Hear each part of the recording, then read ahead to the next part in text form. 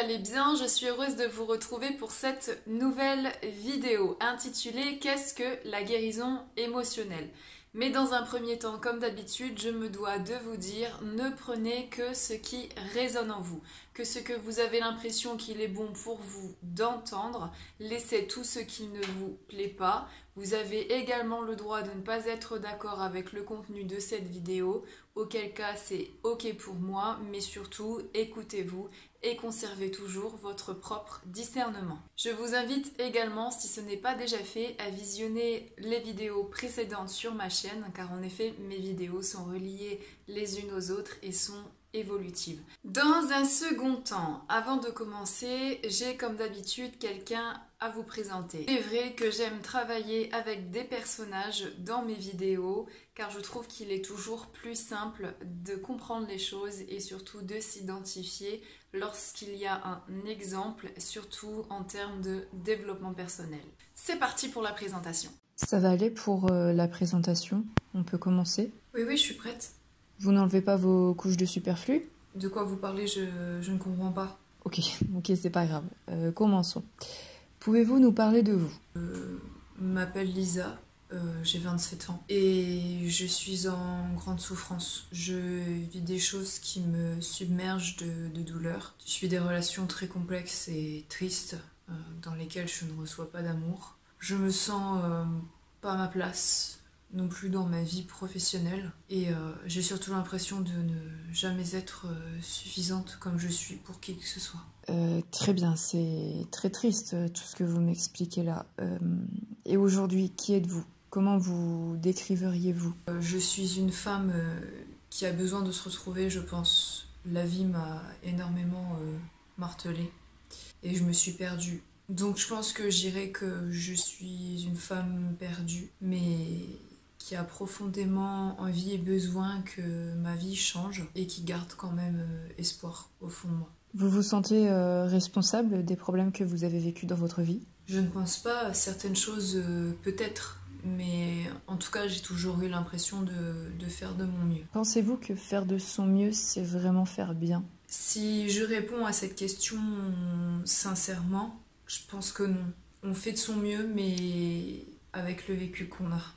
Et votre vécu, vous le déterminez comment? Difficile. Très difficile. Êtes-vous guéri de cela? Je ne pense pas. Je ne pense pas, sinon je ne serais pas là aujourd'hui, dans cet état. Si je vous assurais que les choses pouvaient changer si vous acceptiez que tout vient de vous, que feriez-vous? Eh bien, je serais prête, à écouter. Vous avez chaud? Non, pourquoi? Non, pour rien. Continuons. Pensez-vous qu'il soit possible que vous ayez refoulé des émotions? C'est possible. Je n'ai jamais vraiment été du genre à m'exprimer. Pourtant, les émotions que je vis, je les ressens puissance 1000.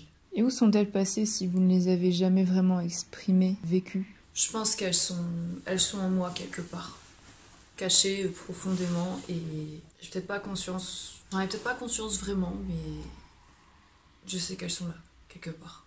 Est-ce que vous pensez qu'elles vous emprisonnent et vous font être quelqu'un que vous n'êtes pas? Oui, parce que je pense sincèrement que je finis par réagir en fonction d'elles. Même si elles viennent du passé ou que j'en ai pas conscience, elles sont là et du coup, c'est les gens qui m'entourent qui en pâtissent. Comment vous décrivent les gens de votre entourage? Les gens qui m'entourent me décrivent comme froide, fragile aussi, introvertie. Ouh là là, c'est pas cool tout ça. Mais ces gens vous connaissent-ils vraiment? Non, je ne pense pas.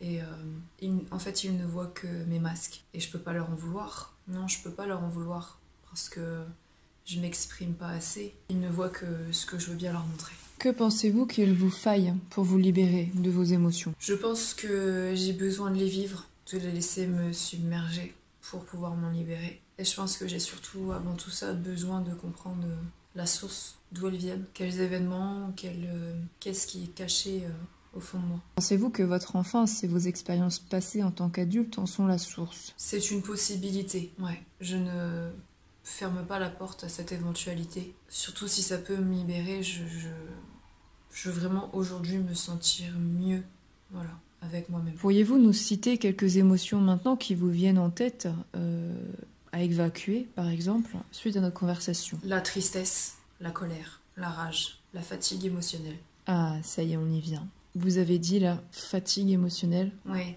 je vois où vous voulez en venir. Donc sur le vous, c'est la fatigue émotionnelle qui est à l'origine de ma souffrance. Un trop-plein d'émotions encaissées, refoulées, ressenties puissamment face à des situations particulières depuis mon enfance. Tout à fait. La nécessité d'une guérison émotionnelle provient de cette fatigue émotionnelle. Et pour tout ce que vous venez de témoigner, on comprend bien à quel point ça peut faire du bien et vous libérer. C'est vrai que je me sens un peu plus légère hein, depuis que on a eu toutes ces discussions. Je vois ça, je vois ça. J'espère que cette petite présentation vous a plu. Elle était plutôt très profonde et je trouve qu'elle parle déjà beaucoup. C'est pourquoi je vais simplement synthétiser très rapidement avec les 4 questions habituelles cette petite présentation. Première question, le qui. Qui est concerné par la guérison émotionnelle? Eh bien, j'ai envie de dire tout le monde, parce qu'on vit tous plus ou moins des choses dans notre vie qui sont susceptibles de nous blesser, et ça depuis notre tendre enfance. On l'a vu avec la présentation de ce personnage. Les personnes qui sont concernées, à un moment donné, sont des personnes qui ne se retrouvent plus eux-mêmes, qui sont totalement submergées par leurs émotions, qui ont beaucoup de rumination aussi mentale, parce qu'à force de garder leurs émotions pour eux, qui peut être de la colère, qui peut être de la tristesse, qui peut être de la haine même envers quelqu'un, on va avoir un comportement qui va du coup coller à ces émotions qu'on garde en nous et qui du coup ne sera pas forcément juste avec nous-mêmes ou avec la personne qu'on cible. Le personnage l'a dit aussi, la vie nous martèle. Et il est vrai qu'on vit tous des choses plus ou moins difficiles dans notre vie. Mais au terme de souffrance, il n'y a qu'une seule définition. C'est-à-dire qu'on ne souffre pas plus ou moins que quelqu'un.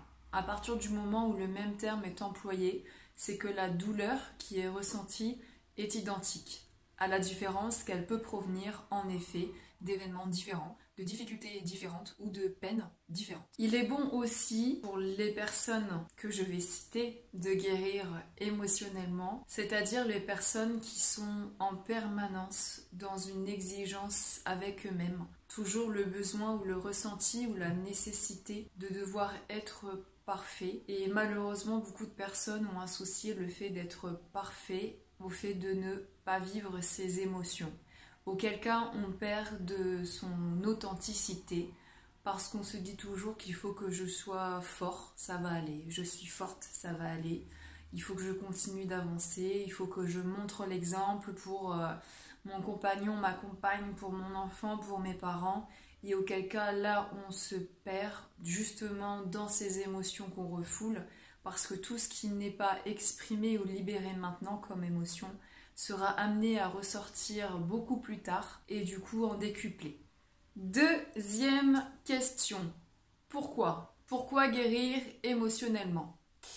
On l'a vu dans la petite présentation de ce fameux personnage, on voit qu'elle a beaucoup de couches de vêtements. Ces couches de vêtements étaient beaucoup pour symboliser cette surcharge qui l'étouffe et qui l'emprisonne. Et comme on peut voir dans cette présentation, elle n'en a même pas conscience. Parce que l'idée d'émotions refoulées, c'est qu'on n'a pas conscience qu'elles sont refoulées. Sinon, ce serait simple de les libérer et puis on serait en paix, on serait heureux, on serait en joie tout le temps et on serait du coup dans un apprentissage de la vie qui nous permet d'exprimer nos émotions à l'instant T et du coup de ne pas avoir à supporter ces bagages qui nous pèsent. Troisième question, le comment. Comment guérir émotionnellement? On l'a vu avec la présentation de ce personnage, le processus qui est mis en place dans la relation de coaching qu'elle a avec la personne qui est derrière la caméra, c'est qu'elle est capable d'accepter qu'elle a besoin d'aide. Elle se rend compte, cette personne, qu'elle est dans un trop-plein dans sa vie, qu'elle a peut-être trop encaissé et que ça lui porte préjudice aujourd'hui sur son moral, sur sa vie, sur ses relations et ça l'empêche d'avancer. Ça, c'est le premier pas le plus important, c'est accepter qu'on a besoin d'aide, accepter qu'on ne peut plus continuer ainsi. La fatigue émotionnelle, c'est quelque chose qu'il ne faut pas du tout sous-estimer. Ce n'est pas quelque chose de c'est pas grave, ça passera. C'est très grave parce que tous les mots du cœur qui ne sont pas exprimés deviennent les mots du corps. L'émotion étant une énergie, si elle n'est pas libérée, exprimée, comme le stress, comme d'autres émotions, c'est quelque chose qu'on garde en soi. Et ensuite en vient une certaine irritabilité, un certain emprisonnement et surtout une vulnérabilité à la souffrance. En fait, ce qui veut dire que la moindre petite chose qui pourrait vous blesser, même si c'est pas forcément le cas ou si c'est pas forcément fait dans l'intention de vous blesser, ça devient quelque chose de surdimensionné qui vient vous faire du mal, que vous interprétez en tant que tel, alors que ça ne l'est pas forcément. Dans le comment, il faut aussi être capable de reconnaître que du coup vous avez construit un mur entre vous et le monde. La propre peur de souffrir est devenue plus grande que la souffrance elle-même. Vous avez donc construit une carapace très représentative du coup des couches de vêtements de tout à l'heure qui vous empêche de vivre les choses avec authenticité et même au moment présent. Tout ce qui n'est pas exprimé ressortira à un moment donné et en décuplé. Ce qui fait qu'en fait, en ne vivant pas vos émotions, vous pensez vous protéger alors que vous faites tout l'inverse. Sachez également que dans les larmes qui coulent de nos yeux, il y a... En même temps, il n'y a que les larmes qui peuvent couler des yeux. Bon, bref. Il y a de l'endorphine et des analgésiques naturels.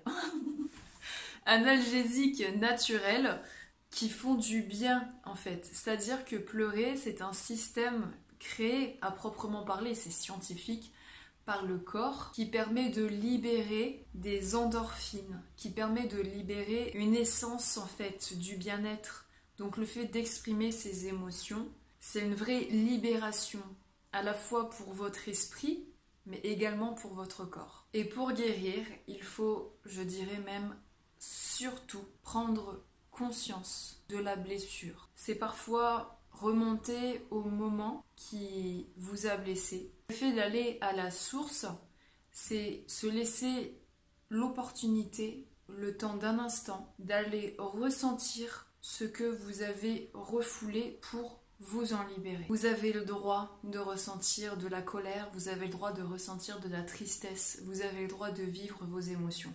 Quatrième question, quand ? Eh bien, il n'y a pas vraiment de temps plus ou moins approprié. La guérison émotionnelle, c'est quelque chose d'essentiel à chaque instant. À chaque instant que vous ressentez une émotion, il faut avoir l'habitude de l'exprimer plutôt que de la refouler. Et aussi parce que vous méritez de vous sentir bien, vous méritez d'aller mieux, vous méritez d'être en paix avec votre passé, avec votre enfance. Vous méritez aussi votre authenticité. La joie, le rire, le bonheur, la paix. Il y a tellement d'émotions positives qui demandent à être vécues que si on ne leur fait pas la place pour les accueillir parce qu'il y a trop de négatifs en nous, je pense qu'on perd de recevoir ce qu'on mérite, justement. Comme ça, c'est plus clair. C'est là où je voulais en venir. Cessez de continuer d'avoir peur de souffrir. Libérez-vous, tout simplement. Voilà, cette vidéo est terminée. J'espère qu'elle vous aura plu. Je vous dis à très vite pour les prochaines nouvelles vidéos qui arriveront bientôt. Surtout, n'hésitez pas à liker, pouce en l'air si vous avez aimé. Tout simplement parce que ça m'encourage à continuer et que ça me fait très plaisir. Et n'hésitez pas à vous abonner si vous voulez surtout ne pas louper la suite des vidéos. Voilà, d'ici la prochaine, prenez soin de vous et à bientôt. Ciao. Chocolat. Je vais y arriver. Comme ça, j'aurai du nougat. Ciao. Avec vous-même. Avec vous-même. Ça, c'est extrêmement important. T'as compris ?